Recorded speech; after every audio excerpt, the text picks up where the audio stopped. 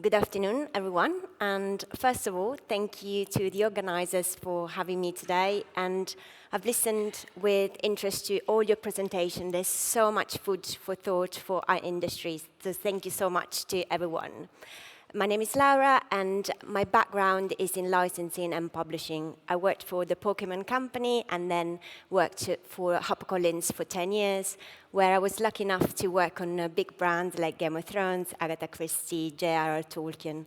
And I could see the direct correlation between, for example, posting on a Facebook page with millions and millions of fans and the traffic on the e-commerce site. And then, of course, we all know about the decrease in organic traffic on Facebook and seeing how publishers have been trying to find new ways to reach consumers. In 2008, I joined the Tandem Collective to find new ways and explore new opportunities. So the Tandem Collective is a marketing agency that specializes in online audience development and community building, mainly on Instagram and TikTok. There is nothing more valuable than an engaged community that will ultimately become a marketing tool in itself, in a way that's genuine and holistic beyond paid content and based exclusively on user-generated content. As we all know, there's been a major shift from macro and celebrity influencers to activity that focus on micro influencers. Notably, the ratio of likes and comments to followers peaks with accounts with 1,000 followers. We found that the sweet spot is with accounts with 2,500 followers. And more than 100,000 followers, the engagement will start to flatten out. This is because micro-influencers are so much closer to their audiences. At Tandem, our community, our team, we're all bookstagrammers or booktalkers, and we are recognized by the community as part of what they're trying to do in the content creation economy. At Tandem, we work mainly with publishers, but we work with clients across the film and TV industries because we find that the model that we have can work across different industries. But what do we do at Tandem? Read-alongs. When Tandem was set up in 2016, it was a traditional marketing agency, running social ads, writing copy, booking out of home. In 2018, we had the opportunity to work on a paperback campaign. The budget was minimal, and the brief was open. We had to build social buzz, create visual content, and create author care. What we did was we found out the book was set in 4 hours. We found that it was possible to read it in that amount of time. So we embarked on an experimental real-time read-along on Instagram, working with 20 micro-influencers. Question cards were hidden within the pages of the book, and participants were posting on Instagram every time they reached a prompt, tagging the author and publisher along the way. We were shocked by the results, seeing higher engagement and return on investment than usual, a flurry of high-quality content and public discussion, and a simultaneous uptick in sales. This led to a domino effect with a lot of publishers across the globe wanting us to replicate the campaign, and this is our main focus right now. To date, we've run about 400 read-alongs globally, and we're constantly reiterating the format, making it impactful and efficient, utilizing the latest changes to the algorithm and the latest functionalities, including reels and guides. But how does a read-along work? Participants are given a suggested read-along schedule for a week. Prompt cards are included, and they include also QR codes that link to extra content or soundscape. There might be parcels at different points in the book that somehow relate to the passage in the book. It could be a smell, a taste, or a specific object. The aim is to make the reading as immersive and shareable as possible. As the read-alongs evolved, we started to see micro-influencers creating DM groups and adding us to the DM group. So now every read-along will have a DM group where often we invite our author to take part with a Q&A. So our read-along normally starts with an IG Live with the author, and then we see this flare of content that is posted, and culminate with a Q&A with the author in the DM space, creating quite a private and quite special experience. After each campaign, we ask the participant to send us specific stats, which we use to calculate the overall engagement state. Now, if you look at Instagram average engagement rate, you would look at 4.7%. Our campaign can peak at 31% engagement rate, and generally our campaign tend to have a reach an engagement rate of between 12 and 18%. This is because this is authentic content, this is user-generated content, and people are more likely to comment and like this post. Rather than looking at individual follower count, what we tend to do is combine follower counts of the read-along participant to determine a collective follower reach, as many voices make louder noise. For example, for a 30-participant read-along, we look at a combined follower reach of between 80,000 and 100,000, and that has a higher return on investment and engagement rate than if we were to hire and work with one single Instagrammer with a reach of 100,000.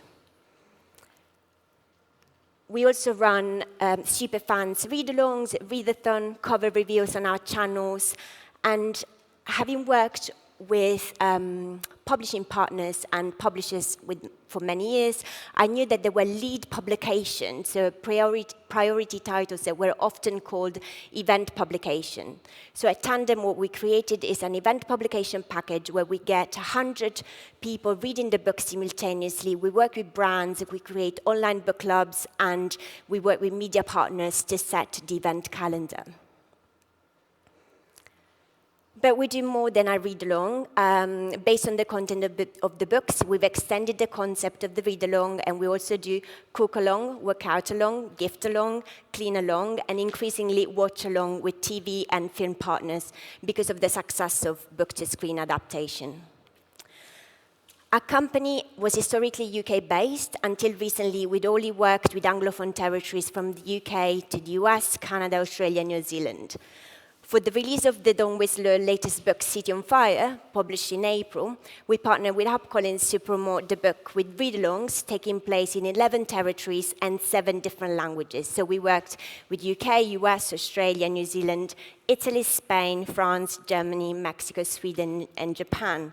So we were working, in terms of Spanish speaking, we were working with Harper Ibérica and Harper Mexico, and we had the opportunity of seeing that this format is not only scalable, but can also be applicable to other markets. And I'm now excited to be working on the next Karen Slaughter, Girl Forgotten, on a number of different territories. We also work with brand partners, with a number of micro brands, and to amplify the reach of our read-along and target non-traditional book buyers. If read-alongs allow us to reach the core audience, partnerships allow us to broaden the reach. We talked a lot about TikTok, so we also work with TikTokers, and we're constantly experimenting new video formats and ideas, and we often have TikTokers in our read-alongs who post across both platforms. But we wouldn't exist without our community, so I'm going to read out a few quotes from them. Tandem read-alongs give us the opportunities to read books that we wouldn't normally pick up, and we'll talk about discoverability in a moment. And I love discussing the books with other people. It's all about the collective reading experience. Yesterday and today, we talked about how people really love sharing their thoughts with a group of readers. They share their thoughts, they're not sharing because they're getting paid. And finally, I want to conclude by saying that we work with all publishers, from large conglomerates to independent presses. We're an independent agency ourselves, so it's our priority to make all our read-alongs accessible to all. Thank you so much for listening.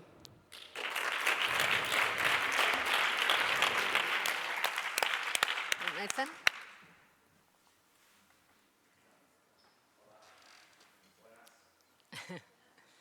Buenas. Waiting for my slides. I'm going to keep this relatively short. As I inform you a little bit about what big technology does, I think it falls in quite cleanly with some of the information Rudiger shared this morning, and then maybe a little bit with what Eric was saying from Sweden. Predominantly, with Beat, we think we found a niche that solves a problem for publishers. In short, our background has been to build D2C subscription platforms for publishers to do this themselves. But to clarify a few things from what you may have heard this morning, subscription does not mean one thing. Subscription is solely a means by which a consumer pays to access content. But let's be clear about the multifarious business models that can sit underneath that for publishers in the room. And we fulfill all of these. So we try to remain agnostic. So whether that be the revenue share model, whether that be time-based consumption models, which have become the more popular norm in the Nordics, that may be credit-based models, such as the original Audible payment method, that may still be a la carte in some places. So our mission, as we've grown, because we're relatively young, is to build a prosperous future for storytelling and the world of publishing. So that has started with fulfilling D2C propositions for publishers, but during the pandemic, two things happened for us. Firstly, academic publishers came to us and said, look, we know you work with mass market trade, but what could your methods mean to us? And simply put, that was going to focus more on E than on audio. We fulfill both. And then there's a few additional things that seem to have satisfied our forthcoming academic publishers, such as annotations, the ability to share, and also the methods by which they may want to allow bulk purchase or bulk access of titles to groups of students. Very interestingly to us, as book retailers faced their significant challenges during the pandemic, a lot of them came to us, major ones, not the biggest one, but major ones, and said, we love what you build as a vehicle to read and to listen, and we love the fact that you empower publishers with the usage data back, and we love the fact that there's a conduit of dialogue with the reader. We don't have that. We can sell a book, and we've got some data, but we ultimately have to try and find that reader again. But we don't have that continuous closed ecosystem. So at the end of this month, our first partner will appear with that. We're a blend, mostly of technological people. We have a huge development staff, solely focused, buried in tech and code of about 40, and there's 4 or 5 of us from the publishing world. But our method is simply to close that ecosystem, whether it be for publishers or retailers, all for the ultimate aim of benefiting the reader and the consumer. So as I said, we now fulfill trade, academic, and book retailers. The elevator pitch, essentially, of what we do is we allow the publisher or the retailer to own that reader relationship, have that continuous dialogue, understand what those usage habits are. How many times a day do they open an app to engage in a reading experience? How quickly do they read or listen to a book? Do they finish it? That's a scary, scary question to most publishers. And most times, it's like watching the 3 Wise Monkeys. People like, hear no evil, see no evil. They don't want to know. But in the very mature markets where we work with the mature publishers, this is gold dust. It's just how they act upon it, and I think we're going to get into this a little bit later. Of course, if you're the publisher and you're doing this yourselves, you're going to make better margins, but it's about that data and the reader relationship ultimately. A little bit about who we power and who we're behind, because we're not a consumer-facing brand. We power Fabel in Norway, which is equal market share with Storytel. To be clear, we heard a lot about Storytel this morning, and we know everyone knows about them. Fabel is equal market share. It's owned by the 2 biggest publishers in Norway. They distinctly made this to combat that one problem. The first logo, the purple one, is Chapter. Again, it was founded by 3 publishing houses, Gytendal, Modruk, and Gads. Now it's owned solely by Gytendal. I'll come to the reasons why all of this sits behind there in a minute. Scooby is slightly different for us. Already a very well-established ebook subscription app in Germany. They wanted an easy foray into audio, so they became our partner. The orange one at the bottom Audio Tribe, Romania. This isn't a market that's spoken about very often. It's a very immature market in many ways in terms of audio. They've chosen a different route. All the other models so far are flat rate. Audio Tribe have decided to go as a credit-based model. There was no competition in their market. They wanted a model that they felt more fairly remunerated the author and the publisher. So it's more similar to Audible's original model, except for it's tiered. So in each case, a book has an actual value and a perceived value to the consumer, which is really important to some of the publishers around the world that say no to subscription, or what they understand subscription to be. And in top right, again, a very immature market, Greece, in terms of digital. This month, we will be launching Jellybooks, flat rate service.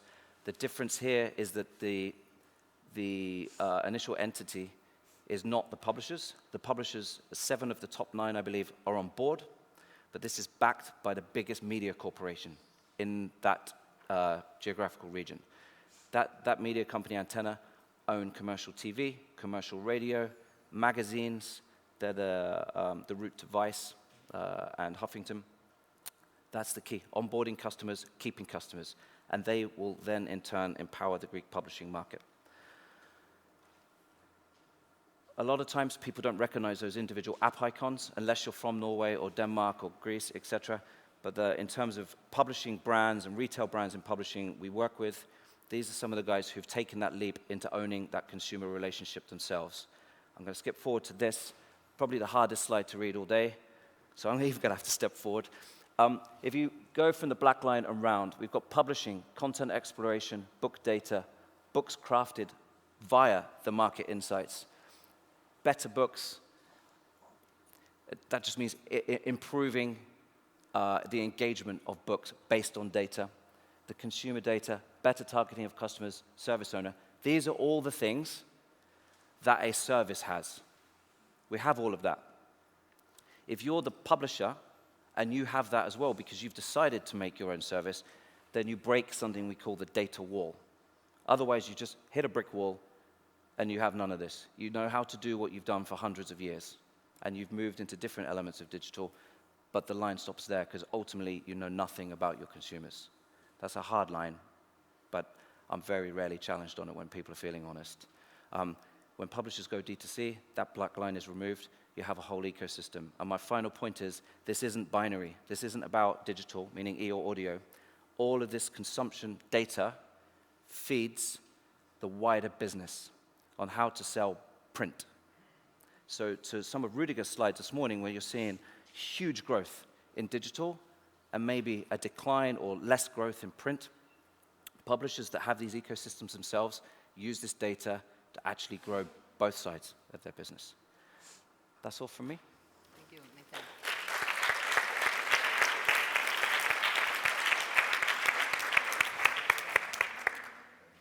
Hello, everyone. It's fantastic to be back in Madrid after 6 years. And I guess I did something right to be invited back, and many thanks for that. I only have 7 minutes, so I will not talk about from A to Z, but just the ABC. A for audience insights, B for book discovery, and C for cloud reading. Oops.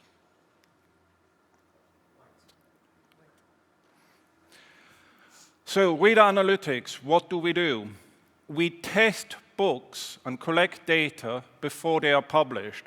Because if you got all the data in the world after the book is published as hardback or paperback, what do you do with it? It's not really actionable for the publisher. So we try to give them the data when they can still change marketing plans, when they can change packaging. And we try to answer questions like, should this book be a lead title? Which audience does it appeal to? How should I position it? How should I package it? What's the best cover to make this book a success? And don't underestimate the power of covers. They can change your sales from 10,000 to 100,000 units without changing a single word in the book. We started doing our work by collecting data from third-party apps about how people read, how many people finish, how fast they read. But that alone turned out not to be enough information to predict if something would really do well and become a bestseller. So we learned also to ask people who could verify had read the book, did they enjoy the book, would they recommend the book to others, and did the cover match the content? Cover signal the set expectations. Did they get what they were expecting based on the cover and what they thought would be in the book? And those 5 KPIs, or key performance indicators, became a set of data points we could use to really tell how books would perform in the market. But an evolution in the last 6 years has been that we also segment this data heavily. So we look at how do these KPIs change based on your reading profile. So here is one example of a book that the agent pitched as being a fantasy book for people who really love Game of Thrones. But when we test a book and we collect the data, who watches Game of Thrones versus other Netflix or TV series, we didn't see the best data. A completion rate just over 40% is too low for something to become a bestseller. A reading time from start to finish of 3 weeks, even in fantasy, is slow. Yellow is danger zone for us. Yet at the same time, people who watch Netflix series like The Last Kingdom or The Vikings showed much better engagement, much higher completion rate. We get over 60%, which is critical. They're more likely to recommend the book, and they enjoy it more. So this book was not positioned originally correctly as being a fantasy title. It's actually a historic novel sitting in a totally different audience group. We can also look at how reading behavior changes based on different covers. So we give different readers different covers. Either they don't know about it, but even if they actively select it, we can see different behaviors. The cover sets expectations, and if the book doesn't meet those, people may be more likely to abandon the book. But above all, they may not enjoy it as much, and the KPI that often changes the most is whether they're willing to recommend the book. People feel judged on the recommendations they make to others, so if the cover embarrasses them or doesn't fit the book, they will not recommend it. Yet word of mouth is super critical to book sales. So you can have fantastic content and ruin the book with a cover. We often test books after the hardback launch, they didn't perform. We test, is it the content, is it the cover? And we find you can have fantastic content, but ruin the cover, and you need a totally different way of packaging the book to make it a success, which you can still do if the paperback launch is ahead of you. Now, cloud reading. We used to test with third-party apps, and 2 apps in particular, Adobe Digital Editions and VitalSource, gave us huge amounts of customer support issues for people reading on laptops and PCs. So we wanted a better solution for how those people can read, and we developed a cloud reader. And specifically, we wanted it to be as simple as YouTube. Click and read. No app to install, no file to download. But this is not text put into a browser. This is an EPUB reader. An EPUB reader in the browser with all the functionality you're familiar with. And if you read the book, say, on a tablet, you wouldn't be able to tell the difference from a native reader. And it's also a reader that can do fixed layout ebooks. We can do audiobooks, and I want to highlight illustrated books in particular, that we can give people almost a print-like experience on a large enough screen, be it an illustrated book, children's books, graphic novels, manga, and similar. And we also take things you don't think of as books, like sales catalogs, rights magazines, turn them into books, can make them interactive, so you can choose other books, be it samples, be it review copies, and we can personalize these very, very easily if the reader is, say, a bookshop or rights professional. With these tools, this goes extremely fast and easy. Because the book is now a link, we found a particularly good application for it was samples. So we can take a book, turn it in a sample, and with just one single click, you open it and can dive into the book. Either because we restrict the content and you only get the first 10%, or we restrict it in time. We give you the full book, but you only have it, say, for a day, or 3 days, or 7 days. Children's books, people read them again and again and again. So if you read them once, the chances you want them to reread is high, but we have to limit you in terms of time. And because it's just a link, we can make it a QR code. So many bookshops put it as QR codes in the window display so that when people go by at night or the weekend, they can sample the book, discover it, and say, is it something I'm really enjoying or not? So I'm over time, sorry. Here's an example from Blackwell's. They don't sell ebooks, but we power the look inside now by putting ebook samples on their website, very easy to integrate, and people can try out the book on the website. So we use ebooks to sell print books, and the bookshops are using that very actively. You can put them in email, you can put them in social media, and we power it also for very small indie bookshops. We make it dead easy to plug it into WooCommerce, Shopify, Wix, and similar. And in England, we build in the UK as a platform all across the value chain. So it's used by bookshops, it's used by publishers on the website, it's used by newspapers, it's used by influencers, they just plug it into social media, and it's used by book prizes. We did the Booker last year, for example. And if I want you to remember us for one thing, we deliver book candy to readers, the best possible user experience, and for publishers, we deliver data candy. I'm your candy boy. Thanks so much.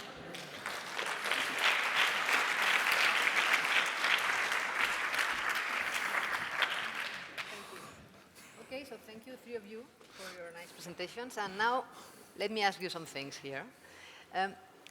It's clear, after your presentations, that three of you are companies, innovative companies that try to do services with innovation, sometimes technology innovation, sometimes the business model innovation. But I was curious to know, based on your experience, international experience, because in a way you work with a lot of publishers in a lot of countries, which countries or which kind of publishers have accepted better this proposal of your business? I know that you have mentioned, two of you, that it's not only used for digital book, no? It's also useful for print and from print book, etc. And this helps a lot. But what's your experience based on cultural differences on publishers, countries? Is there any difference between the acceptance of this service? I can start. Can you hear me? Yeah. I think the different levels of maturity in the markets who've moved into subscription, we see a distinct effect with how, even if we're having first step conversations with people, lots of publishers know the next value beyond money is data, but very often, and it worries me actually, even the biggest publishers in the biggest markets often don't have the skill sets or the staff to understand what the value of that data is and how to act upon it. So that's one of the big differences we see. So that's certainly very mature in the Nordics. If the British or the American publishers wanted to do subscription, there's a big debate. I'm sure in some of those areas, for our type of data that we supply, there would be action. One of our biggest challenges is when we move into the less mature markets, is how they can act upon that data and the extra work we as a company then need to do with that. Okay. Is the same for you? Well, we found that just supplying data didn't work. We could do the most sophisticated technical job, but people didn't know how to turn it into something. We almost had to tell the story behind the book. We had to understand workflows and behavior. I sometimes said I was an anthropologist of publishers and figuring out how to do it. We had beautiful interactive dashboards, and then we observed people were sitting there making screenshots for a Monday afternoon presentation and spending hours on it. And we said, well, if that's what you do and you're always capturing the same kind of data, let us produce that in HTML format that you can just print into PDF or into a PowerPoint and be done in 5 minutes instead of spending hours every weekend. So we always have to make the job simple because publishers hate us adding more work. People are overburdened, overstressed. Saving time is what most people appreciate in publishing, not one more thing to do. Okay. And Laura? Well, if we think about it, sending out books to influencers is something that every publisher in the world have done. But what we've done with the read-alongs that the UK have adopted in 2018 is having this much more structured approach. And the way we then convinced the US, Canada, Australia, New Zealand coming on board was with sort of actually market research. So we had bookstagrammers in local territories telling us, when are you launching the first campaign, the first read-along in South Africa? When are you launching the first campaign in Canada? So because we could sort of say this is consumer demand, we could go to the publishers and say, let's trial in your territories. And now the Anglophone market across all territories is very, very well developed. Now we're trialing with a number of different international territories. Again, we knew that the appetite was there, but we had to convince publishers in Spain and Italy, in France, that this model was working. And I think to have a publisher like HarperCollins that has 18 different territories, publishing simultaneously in a number of different languages really helped in creating different case studies in different territories, and for us to now be able to go to local publishers in Spain and other territories with tangible case studies. Okay, okay. So, the three of you, in a way, you are managing and providing information through data. You create communities in a way, and you extract information out of these communities, and you provide that to the publishers. But listening to what Rudiger was saying before in his presentation, and what we have been talking these days, it's true that in a way we lose part of the information. Rudiger showed us the ranking of Amazon versus so we lose part of the information on books. And at the same time, when listening to the presentations and connected that with something that happened to me some weeks ago, I was in a class with students, and they were presenting publishing projects, and small publishing projects. And all of them wanted to create their own platforms. All of them wanted to create their own subscription platforms with huge, very nice offers. But of course, they wanted to get information of their clients only but very, very, very narrow-minded vision, because it's only for their content. They didn't care at all about information of other publishers, etc. I was surprised with that, because it's quite unsustainable.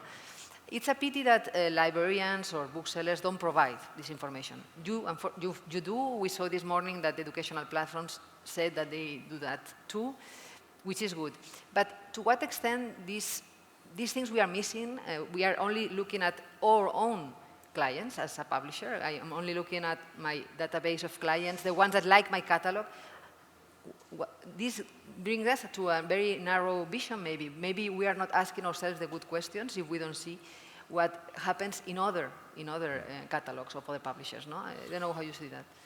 For example, on the sample side, we collect data all across booksellers to create one view and an early view of what are people looking at, what are the trends. But what publishers are also interested in are, when I run a campaign, be it on social media or email campaign, I'm investing money in demand creation. As opposed to selling direct, they really want to create the demand. That's how they engage with consumers. And they want to measure the impact that has. Now, surprisingly, Amazon gives very detailed sales data in real time that makes it easy to do performance marketing. But try to get that data from Waterstones or indie bookshops is very, very difficult. So we've been working with many to say, how can we measure the impact things have and if they're working or not? How can we move publishing from kind of just being a craft to being a profession? But these things are not easy because different retailers don't want the other retailers to see the data. So you have to do everything in ways that works for everyone. And it's complex, but there's an interest in the ecosystem to work together, but everything takes time in publishing. In our world, I already highlighted the fact that there is collaboration with publishers, because 9 times out of 10, they have common challenges, and we feel we have a common solution for them. So the Norwegian example was the 2 biggest. I gave the Danish example. The other ones are the same. Very seldom is it one publisher coming to us with their one set of books. It may start there. They very quickly realize it may be extra capital can be injected.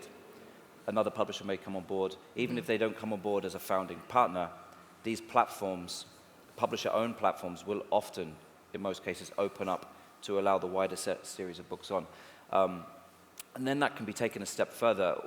One of our partners that isn't on there because it's not live yet, we sometime very soon will be going live in the Netherlands with a platform called Flauster. And it's taken a monumental effort from everyone to get this going, but it is the two largest publishers, so VBK, VBG, Single as a group of independent publishers. There's a media partner on board. But then one thing I haven't really touched upon is that that example is also partnered with the Libris book chain of independent bookshops in the Netherlands. So there are examples of huge collaboration, not just between publishers, but between the other elements too, to fight a common cause. Yeah, which is good. Otherwise, it's very. I hope so. Yeah. Yes, I mean, for us it's a conversation, so it's a question of sort of collaborating and sharing the data. We have stats that we've been collating for the past 4 years, and we get stats from all the micro-influencers we work with. So we're able to talk to our publishers and educate them. And if we're looking at just high collective follower count, we know that the engagement rate would be lower. So we are trying to educate publishers that we shouldn't just be looking at vanity metrics, because we know that, for example, if we look at a campaign with 100,000 followers, collective follower count, the engagement rate can be about 8%. If we look at a campaign that maybe has a lower follower count of about 48,000, engagement rate and number of comments and like can be also 20%. So I think we're trying to educate publishers to not to just look at vanity metrics, and also as I said earlier, our community, our team is made of bookstagrammers and book talkers. So we know that, for example, when a publisher asks us to do what they call on TikTok sparkle ads, so these are advertising on TikTok, we know that the organic engagement on the TikTok platform decreases. So TikTokers are not likely to do those things. So it is a conversation, and I think we always want to collaborate. Ultimately, we're all on the same side. We all want to sell more books. So in a way, it's not that you just provide the service and here is the platform, here is the solution. You help them, you teach in a way some publishers to understand, and maybe, as I said before, to do the good questions, because sometimes the problem starts because the question is not the correct one when you want to find an answer. The answers are there, but if the question is not right, it's a problem. So regarding collaboration, something that is very important, and it's one of the objectives of the sustainable goals, I think the three of you used technology, and some of you very sophisticated technology, and I wanted to ask you to what extent you think that is very important in our world, in the digital book world, to collaborate in terms of development of these solutions. Because, for instance, to give you an example, Andrew, you talk about the web reader, you work very closely with EDR Lab, that is going to be tomorrow, the Digital Publishing Summit. You work with this organization that is creating an open source code that we use in our company, for instance, for a lot of things, in the DRMs, the applications. So is this the only way to make sustainable? It's a nice way to collaborate, and we believe a lot in open source. Is this the way to collaborate and create standards that can help the industry? Otherwise, we will have services that are isolated. And how do you think about that? I mean, you have standards like through the W3C, which took over the IDPF, where we said the EPUB standards and ONIX standards. And even despite those standards being there, some people are still using ONIX 2 from 12 years ago, so progress can be slow. When we talk about EDRL, and in particular Readium, we are talking about open source, so a different level where we collaborate on software development. Technology is very cost intensive, so it requires and has very strong scale effect. So either you're a very big company and can spread it, or different people collaborate with each other. We started with code developed by the New York Public Library and took that much further, worked with others, including the MARC, with whom on one side we compete, and on the other side we jointly share software. But it's not that all software is shared. We work on common tools, and there may still be separate proprietary tools you do for all sorts of reasons. I also think we live in a golden age for innovation. It's been actually fantastic in publishing in the last couple of years. New networks, TikTok driving adoptions, all sort of new things we can do. What I'm a bit fearful of is because of technology, we will see a lot more consolidation among publishers, among service providers, also among retailers, because the cost is going up, and that drives people towards merger, and we will have many fewer players.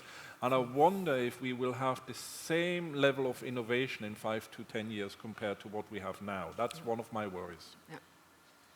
Very important. That's a really good point. But I think that there's a distinct balance between that, because any market also needs competition to thrive, and there's monopolies of all kinds in each of our markets represented in this room. So by its very existence and by default, Beat is a conglomerate of autonomous companies. We power them all with a common source code. They can have bespoke things made, but in most cases we will challenge whether that is needed in all markets. Is it a particular piece of development with a nuance for a particular market or a particular need that may or may not be reusable?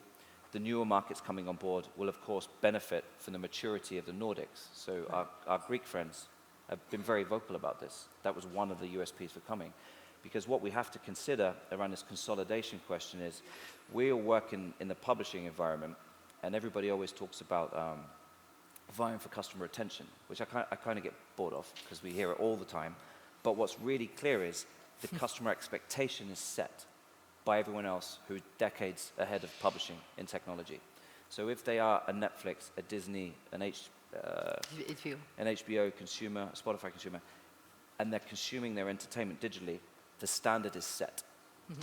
And so therefore, I feel there is some benefit in consolidation of tech, because anyone, you can walk out the street here and find 2 people to build you an app.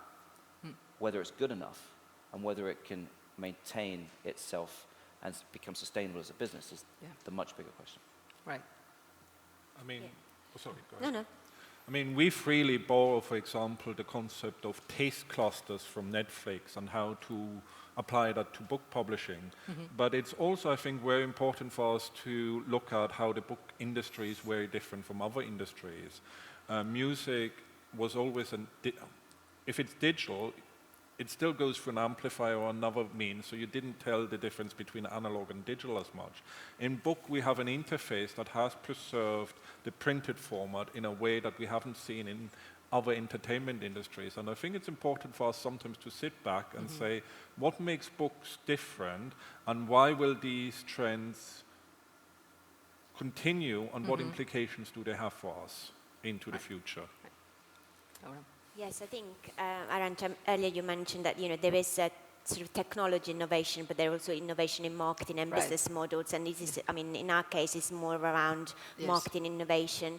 And I think, we are all about collaboration and cooperation. We work with other agencies doing, for example, paid social. We feel that the way we work and we operate can be complementary. We also work with other agencies doing influencer outreach. Maybe they have already a presence in certain territories where we haven't dipped our toes yet. And of course, we work in collaboration with publishers. So for example, with the audiobooks, we work on listen-alongs, and we try to sort of find the best way to sort of have timestamps to create the same concept of a read-long across different formats. So yes, it's all about collaboration, and I think that's the only way we grow. We are going there. Okay, I think we are running out of time, so I just wanted to ask the public if you have any question for the 3 of them, any of them. Is there any question, or everything is clear? We have a question there. You tell me when we had enough of me asking stuff. But it's really, again, very, very interesting. So I'd like to know from Nathan and Andrew, first, what are the top data points that publishers really want to know from you? And Nathan, in particular, because I've been struck by the fact that you're working with Romania and Greece, which are not very really known as markets where digital has big penetrations. Do you have any data on digital penetration in the book sector, of course, in those markets? I'll do the second one first, because I can remember it. So Greece isn't live yet, so no. Michaelis in this room will know more than I on that, is the honest answer. But because of that, I don't think the publishers had enough data themselves either. So that's why the project has taken a long time. and probably why it hasn't come from publishers. It's coming from a media agency, which, let's be honest, is about cost. Chicken and egg. There is no infrastructure for consumption, so why spend the money creating audiobooks? Romania is a little bit different. What's happened very, very quickly there is we launched with Audio Tribe. Literally within a month, there was a flat rate all-you-can-eat service appeared as well. But you're seeing, again, it's at such nascent stages, different publishers looking for different things. And it can often depend on what the offering to the publisher is. Like literally, are you going to offer to pay for the recording or not? Very simple things like that. So no, I don't know loads. The first question I can't remember now.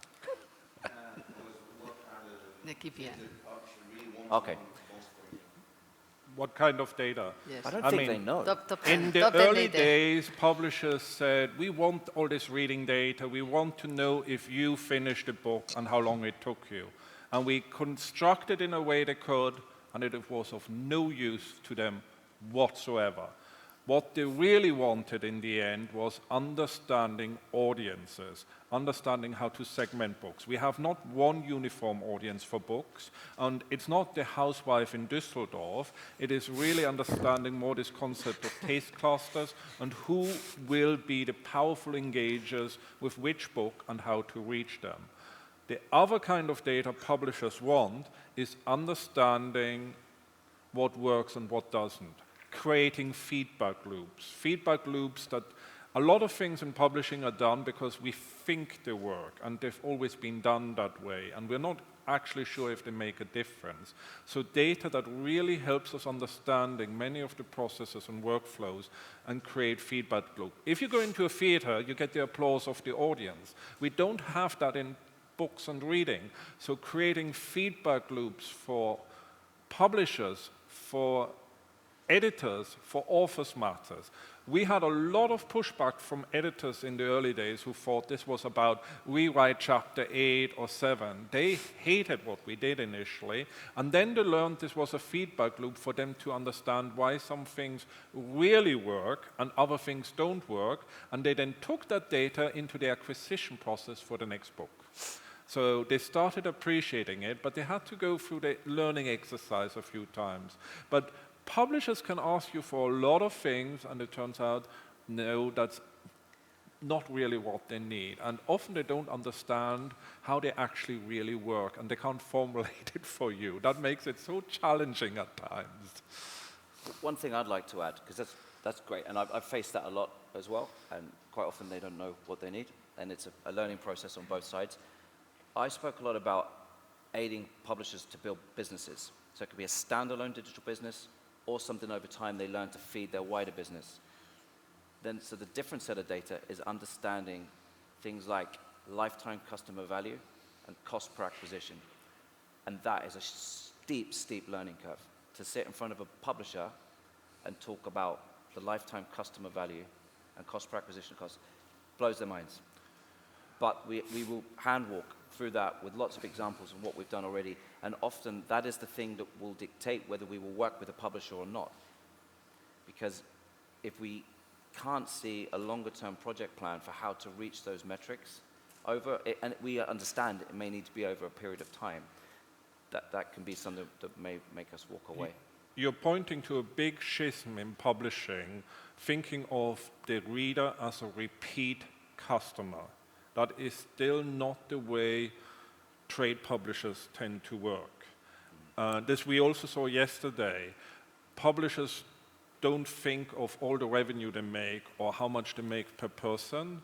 They think about the profit and loss for an individual title, the P&L of one title. A lot of publishing still works that way. And publishers have become extremely sophisticated about lifetime management, when to do a 99-cent deal, when to do a paperback edition, how to time things, how to squeeze the most money out of one book. And that's also because of the agent relationship, the author relationship. Moving to a reader-centric, lifetime, repeat reader view of how much money do I make is a big transition still ahead of us. Not in the next 1 or 2 years, but 3, 5 years or more, I fear.